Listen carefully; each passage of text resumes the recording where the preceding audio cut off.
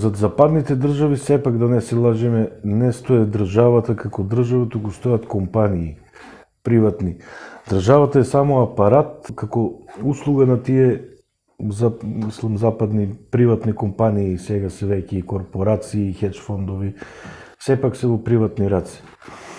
И сега имаме некоја, како да кажам, империалистичка ладна војна помеѓу неколку центри на моќ. Например, во Америка тој центарот веќе и пред 80 години самите амерички председатели го имаат препознаено кој воено-индустријски комплекс, воено-индустријска мафија, која што е требало американците да одат во војна за да заработуваат со продажба на своите производи. Тоа сега го гледаме низ цел свет.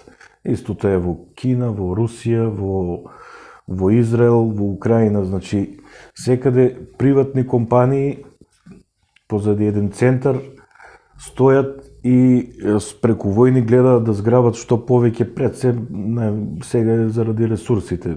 Ретки метали, нафтни извори на Блиски Исток и во Африка диаманти и такви ствари.